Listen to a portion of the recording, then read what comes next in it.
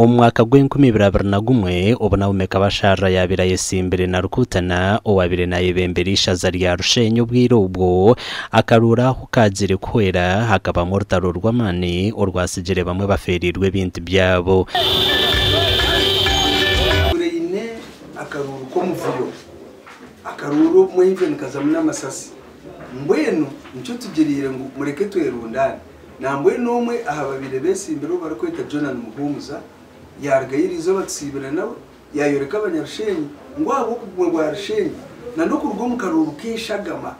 akwatanise nitwe ngo tubase kuronda karuru karungi akihorera akatari mu rwano akatari mu kuhabana ningashi okutera masasi mbwenu bwanyuma y'imyaka 5 abaturano bagerangwe byabireho mu rundugu n'ikikafuhe hato kama rwaraga mu rushenyi bw'abakora imbuto mu itorero rushenyi nikamya ngwara constituency n'imbuto zikozeregeze amezi kari mugagenda amashanyarazi kari mugakora hati kintu twatwendeje services iyo tugambira abantu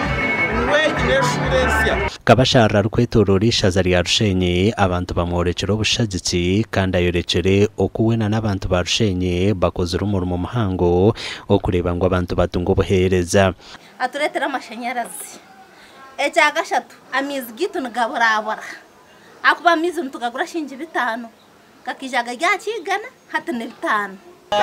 cyo mukazo gwatakoze mazimo honorable wiki atukori namwe kashonga yitwa bakazi noreba wabo inenda tubetegara futi beno wabo inenda ninga wo ino muntu wawe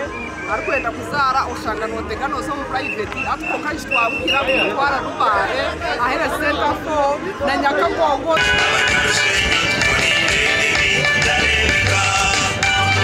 amakuru agagasha kwa Christopher Himbisubwe